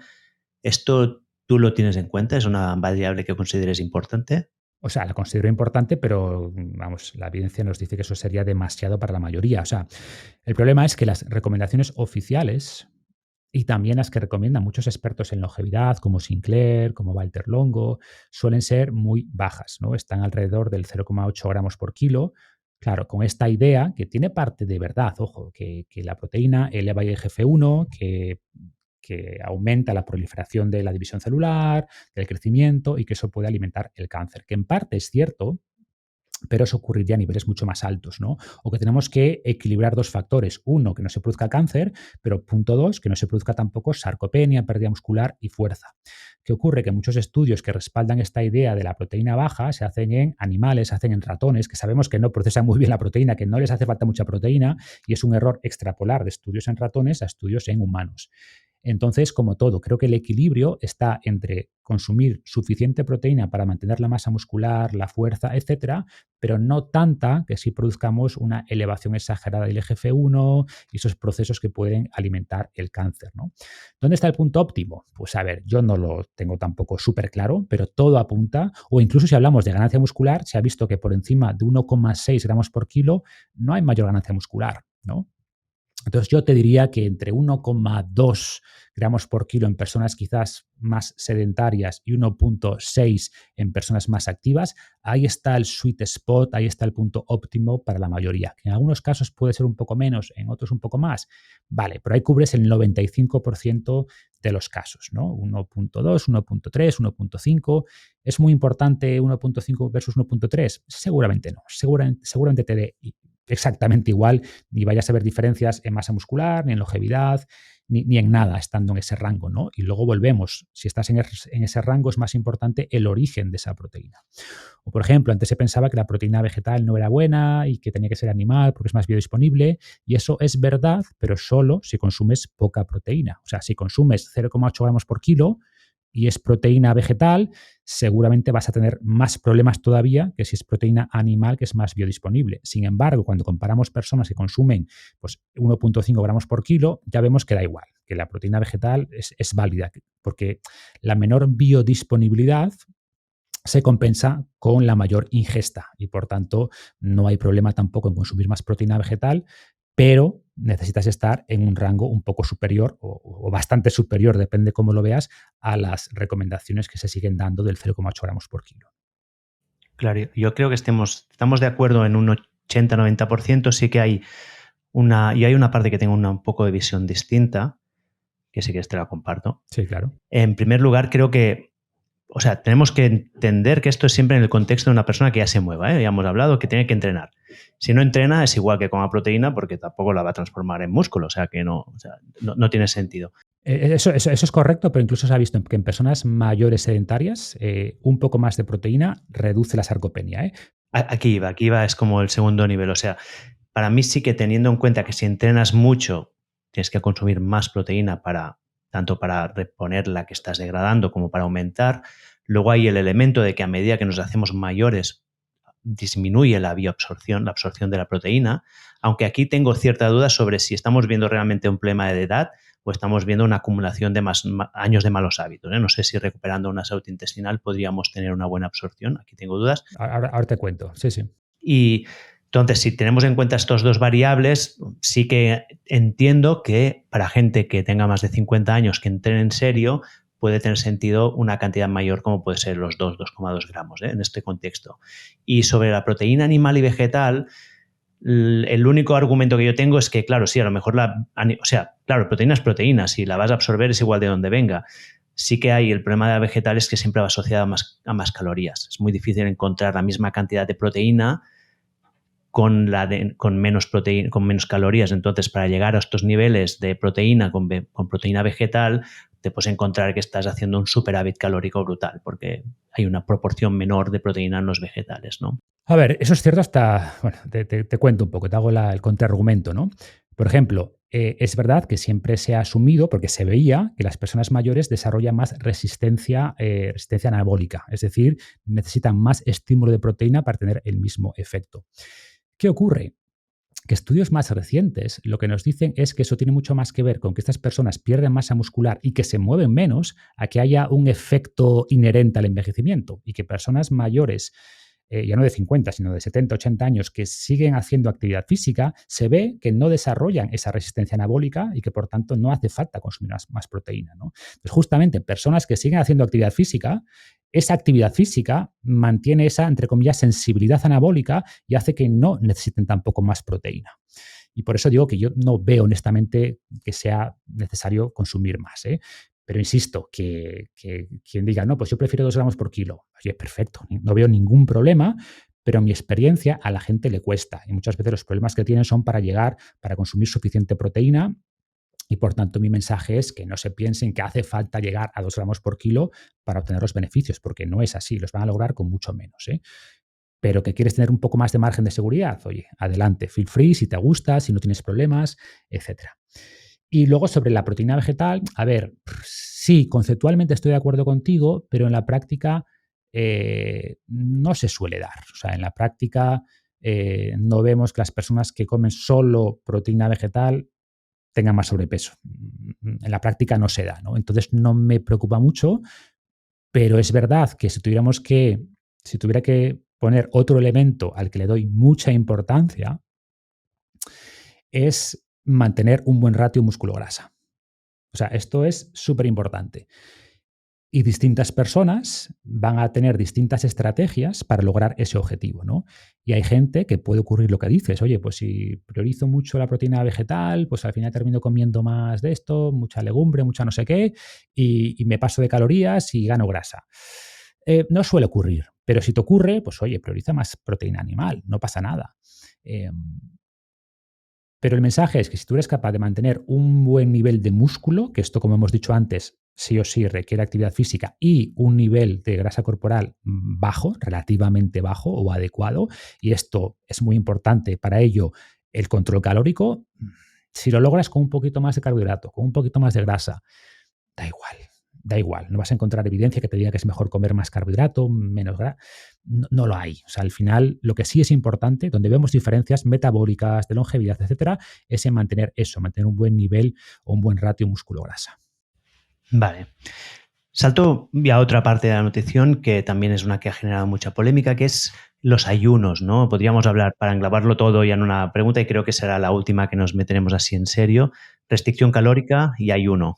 ¿Cuál ha sido tu evolución en tu visión sobre este tema? Pues digamos que mi evolución ha sido en restarles importancia, a ponerlas en un factor, o sea, creo que son interesantes, ¿eh? Y de hecho, siempre cuento que la primera estrategia que se descubrió para aumentar la longevidad de los animales fue restringiendo el alimento. Después también fastidiándolos un poquito más. Exposición al frío, vivía más. Exposición a radiación, vivía más. A calor, vivía más. Pero restringir el alimento, ¿no? Recortar un 20-25% de sus calorías normales o incluso más, fue la mejor forma de que vivieran más, ¿no? ¿Qué ocurre? Volvemos a lo mismo, que los humanos no somos ratones y menos ratones enjaulados, y también se vio que a medida que el animal era más complejo, pues el impacto del ayuno o de la restricción calórica era menor. Y en el libro explico, para mí es muy paradigmático, ¿no? Dos estudios que se hicieron en monos rhesus, pues por no hacer la historia muy larga, la conclusión final fue que en aquellos monos donde la dieta era mala, era una dieta más Pon en procesada. contexto el estudio, porque creo que son dos estudios muy interesantes. Básicamente dos estudios que durante 20 años probaron si la restricción calórica tenía un beneficio en la longevidad, ¿no? Y los estudios aparentemente eran muy parecidos. Cogían dos grupos de monos en cada estudio, a unos monos les permitían comer lo que quisieran y a otro grupo de monos en cada estudio les restringían más o menos un 20% las calorías, 20-25%. Entonces, un estudio terminó en el 2009 y concluyó que los monos que habían restringido calorías efectivamente habían vivido de media 2 años más, que para un mono rhesus es bastante, ¿no? Unos vivieron 26, los que no habían restringido y los que sí, 28. Y además se les veía mejor, mejor pelaje, etcétera. ¿Qué ocurre? Que casi a la vez, un poco después, terminó otro gran estudio muy similar en cuanto a diseño y concluyó que no había habido diferencias. Y los investigadores eran como, what the fuck, ¿qué pasa aquí? Por suerte se juntaron, ¿no? En vez de tirarse los trastos a la cabeza. Y al comparar notas, pues vieron que la gran diferencia es que los monos del primer estudio, que sí había encontrado diferencias, tenían una dieta más procesada, que era un 40% azúcar.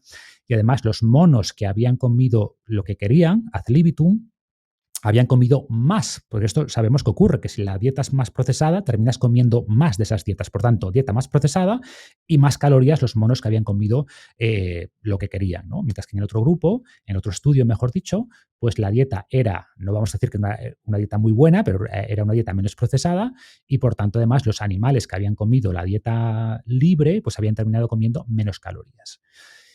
Y por tanto, mi conclusión de todo esto es que estrategias de restricción calórica y de ayuno intermitente son más importantes cuanto peor es la dieta. Y al revés, cuanto mejor sea tu dieta, menos beneficios adicionales vas a obtener del ayuno y de la restricción calórica. Y meto la otra variable que mencioné antes, y va a depender de tu situación o de tu estado metabólico o de tu ratio músculo-grasa. Personas con buen ratio músculo-grasa, meter mucho ayuno y mucha restricción calórica puede tener el efecto opuesto y que pierdas masa muscular, que pierdas fuerza, que como hemos intentado aclarar es un componente muy, muy importante. Y esta idea se respaldó después con el estudio Calery, que se hizo ya en humanos, y concluyó que lo que hacía es intentar hacer una restricción calórica de un 20% en las personas que participaban, ¿no? Y tuvo dos conclusiones importantes. La primera, que casi nadie lo lograba. La restricción calórica promedio fue del 11 o 12%, con lo que aunque fuera beneficioso a nivel práctico, pues no es Beneficioso, mucho. espantoso. Claro, se te va a hacer Sí. la vida muy larga, como dicen, pero después hubo como el estudio en general mostró beneficios. ¿Qué ocurre? Que hubo mucha disparidad. Hubo sujetos donde mejoraron mucho su salud metabólica y otros donde empeoró, donde se desarrolló, por ejemplo, anemia, pérdida de masa ósea. ¿Y cuál era la diferencia? Pues que unos tenían sobrepeso y estos mejoraron mucho con la restricción calórica. Los que ya tenían un buen nivel de músculo grasa empeoraron. De hecho, algunos de ellos tuvieron que abandonar el estudio porque se vio una pérdida de masa ósea y algunos desarrollaron anemia, ¿no? Entonces, este es el tema, ¿no? Que el beneficio del ayuno o de la restricción calórica va a depender mucho de estos dos factores. ¿Cuál es la calidad de tu dieta y cuál es tu composición músculo-grasa? Si tu dieta es mala y tienes sobrepeso, que además suelen ser cosas conectadas, estrategias de ayuno, de restricción calórica te van a ayudar muchísimo. Van a activar un montón de mecanismos rejuvenecedores y vas a mejorar muchísimo. Si ya llevas una buena alimentación con estos criterios que hemos dado y tienes un buen ratio músculo-grasa, los beneficios adicionales por incluir alguna fase de restricción o incluir estrategias de ayuno intermitente son pequeñas. Ojo, no digo que no existan, pero son pequeñas y tienes que hacerlas con cuidado, porque si te pasas, al final el ayuno es un estresor hormético, ¿no? Ojo, esto le da poder, por supuesto, pero también le da sus riesgos. Es una navaja de doble filo, ¿no? Y por tanto, pues a mí me gusta incluirlos, pero es verdad que los incluyo con más moderación que antes. Que igual lo que intento hacer es cenar pronto y por tanto si tengo todos los días una ventana de ayuno de más o menos 12 horas o incluso más, y después pues un par de veces a la semana pues quizás me salto el desayuno y una vez al mes, quizás dos, ahora suelo hacerlo más bien un ayuno de 24 horas. O sea, me gusta el concepto y sigo metiendo esos estímulos de ayuno, pero entendiendo que en el contexto de una buena dieta de actividad física, que la actividad física activa la autofagia, que esto poca gente lo sabe. Pensamos siempre ayuno, autofagia, por supuesto, pero ojo, actividad física es un potenciador mayor de la autofagia. Y mantener un buen ratio de músculo-grasa, pues si logras eso, el beneficio extra que te da el ayuno o hacer alguna restricción calórica es pequeño, es porcentualmente pequeño respecto a todo lo demás que estamos hablando, ¿no? Sí, yo creo que estamos esencialmente de acuerdo. Yo también he hecho esta transición a darle un poco menos de importancia. Sí que aquí, de nuevo, para poner un contrapunto, creo que también hay un sesgo personal que tú y yo partimos de puntos diferentes, y es que tú ya has comentado antes que lo que te cuesta, o sea, tu problema es que pierdes peso, ¿no? A mí me pasa al revés. Mi problema es que gano peso y, en cambio, la masa muscular no la pierdo, no sufro tanto. Entonces, en mi caso, yo sí que veo que el uso del ayuno a mí me ayuda, pues, a controlar más el no ganar grasa, y no tengo, pues, no hay el efecto negativo de que note que pierda peso. Pero igualmente yo solía hacer un ayuno de 3 días cada mes, y ahora hago uno cada 3 meses, porque también veo que es importante, pues, no, que hay este riesgo que no lo puedo obviar, ¿no? Igualmente, sí que yo continúo pensando que hay como un elemento, o sea, hay varios elementos más, ¿no? El descanso intestinal para mejorar, pues, para regenerar el tejido, la parte de la autofagia que has comentado. Igualmente, el ayuno continúa siendo una estrategia potente, ¿no? Y la cetosis, que se ha visto que tiene efectos neuroprotectores, o sea, que hay todo un mundo que ya no voy a entrar, porque hemos quedado que terminaríamos más o menos ahora, y Sí, sí, creo que por aclarar, que yo creo, o sea, yo veo todo eso, ¿eh? Pero además es que el ayuno tiene muchas derivadas. Por ejemplo, están estos estudios, que yo estoy de acuerdo con la conclusión, que dicen, oye, que al final, si tú eres capaz de cuadrar calorías y macros a lo largo de una semana o de 2 semanas, de lo que sea, da igual que hagas 2 comidas con 5, que hagas ayuno intermitente, que no. Yo estoy de acuerdo en eso. ¿Qué ocurre? Que para muchas personas el hecho de restringir la ventana de alimentación hace que pierdan más peso, o sea, hace que sean capaces de mantener ese control calórico.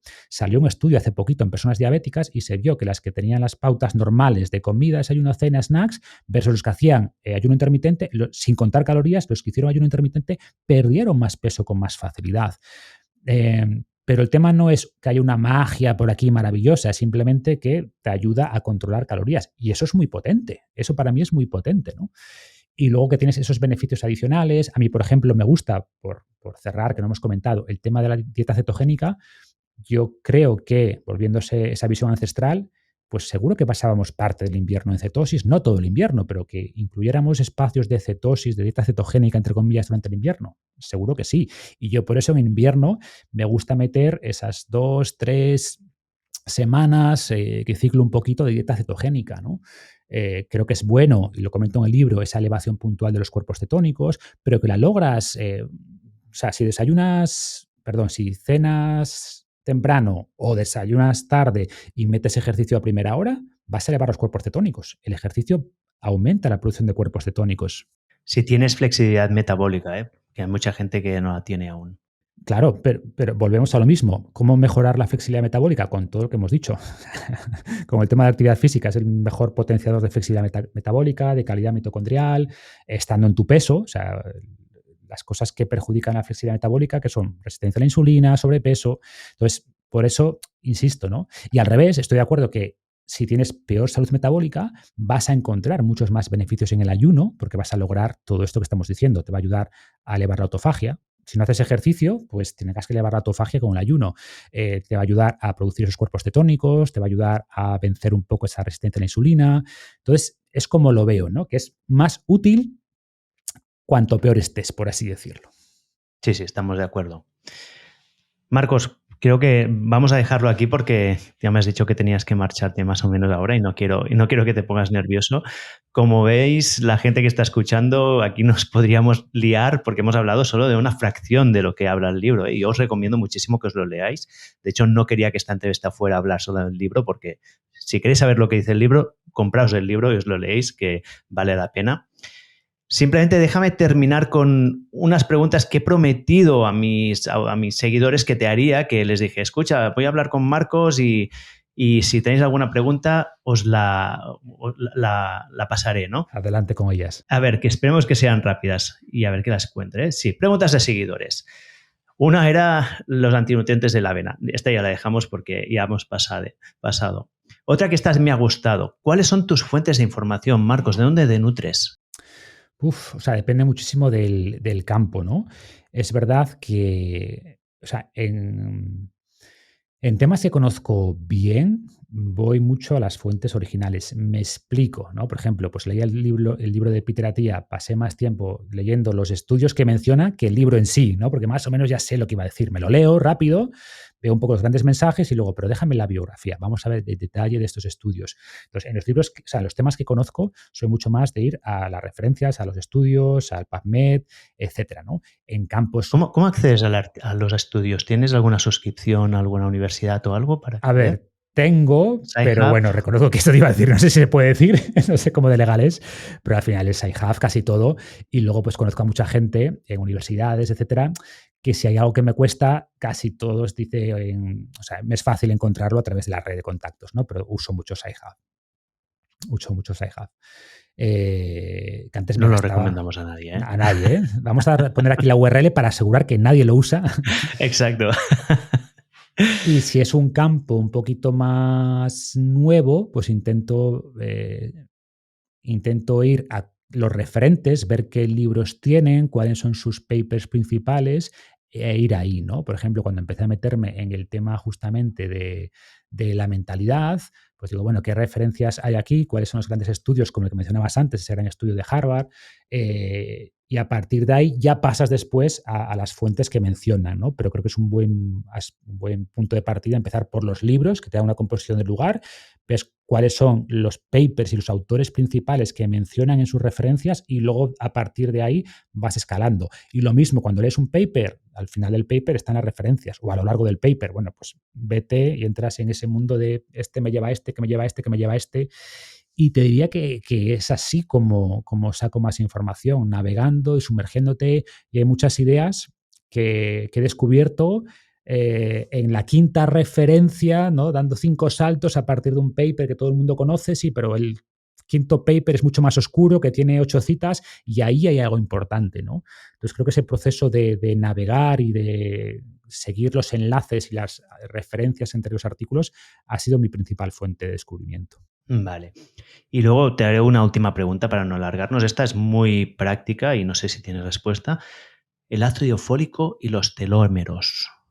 ¿Tenemos que tomar ácido fólico para alargar los telómeros? A ver, te diría que no. O sea, es verdad que durante mucho tiempo se hablaba demasiado quizás de los telómeros, ¿no? Fue como que la teoría del envejecimiento que reemplazó a la famosa teoría de los radicales libres. Y entonces antes eran radicales libres, nos dimos cuenta de que, bueno, en realidad influyen, pero es un tema muy secundario, y luego era todo telómeros, telómeros, telómeros. Después de muchas décadas, María Blasco, tenemos a María aquí en España, que pasó décadas estudiando los telómeros, pues nos dimos cuenta de que, a ver, que es un factor más. Creo que quien mejor ha establecido las vías del envejecimiento es Carlos López Otín, que yo lo tuve en el podcast un par de veces. Si no lo has tenido, creo que sería una charla muy interesante. Y ellos hicieron en el 2013 Hallmarks of Aging, las claves del envejecimiento, que eran 9, los telómeros eran una de esas claves, y para mí de las menos importantes. Y el año pasado, de hecho, han incluido 3 claves nuevas. Han metido, por ejemplo, la inhibición de la autofagia, disbiosis de la microbiota, y han metido también el tema de la inflamación crónica de bajo grado, que ya se hablaba desde hace tiempo y que por fin se ha metido como una clave independiente, ¿no? Entonces, a lo que voy es que los telómeros son una de 13, de 12, y, y creo que es poco importante. Hay nutrientes concretos, como es el ácido fólico, que se ha visto que puede influir, que puede aumentar la longitud de los telómeros. Sí, igual que otras muchas cosas, como el ejercicio. Se ha visto que potencia mucho más los telómeros que el folato, ¿no? Eh, Siempre volvemos al ejercicio, ¿eh? Sí, es que de hecho el ejercicio, una de las formas en las que intento venderlo en el libro, es que es la única intervención que se ha visto que actúa de manera simultánea sobre todas estas claves del envejecimiento, ¿no? Entonces, de ahí el poder. Y como digo, telómeros, pues es algo interesante, pero todo lo que se ha intentado hacer por la vía de los telómeros ha tenido poco éxito, porque nos damos cuenta, que esto también es interesante, que casi todo está por un motivo. O sea, casi todo en biología es por algo, ¿no? Entonces, por ejemplo, veíamos que las células, pues eso, sus telómeros se acortaban y se morían. Y que al tener una idea sencilla, pues vamos a usar telomerasa para alargar los telómeros. Y se vio que, ¿qué ocurría? Que teníamos más riesgo de cáncer, ¿no? En ratones, cuando se hicieron los estudios. ¿Por qué? Porque lo que hacen las células es inhibir la telomerasa, porque unas células que se dividen demasiado, o sea, las células que tienen telómeros largos son las células cancerígenas, son las que producen mucha telomerasa, mantienen siempre los telómeros muy largos. Claro, pero queremos eso, no necesariamente, ¿no? Entonces, Se acumulan errores de replicación, pérdida de diferenciación. claro, o sea, una célula inmortal con mucha telomerasa, pues eso son células cancerígenas, ¿no? Que se dividen constantemente. Muy bien. Vale, Márquez, lo dejamos aquí. Yo me he dejado muchas cosas, como ya me pensaba que pasaría, pero está bien. Sí que te insto a que hagamos otro episodio que yo dejo aquí, a ver si te animas a hacerlo en tu podcast, porque ya sabes que sacamos un libro de dieta cetogénica y es un tema que a lo mejor sería divertido tener un buen debate, porque creo que tenemos algunas visiones distintas y sería chulo. Perfecto. Pero antes de terminar, la pregunta que es obligada, aunque creo que en tu caso casi es innecesaria, que es de dónde puede seguirte la gente. Bueno, esa es fácil. Fitnessrevolucionario.com, ahí está toda la información y a partir de ahí, pues el podcast, las redes sociales, YouTube, ahí está todo. Todo fitness revolucionario. Exacto, todo mi mundo. Pues Marcos, muchísimas gracias por tu tiempo. Ha sido un placer hablar contigo como siempre. Gracias, Uriol. Un placer como siempre.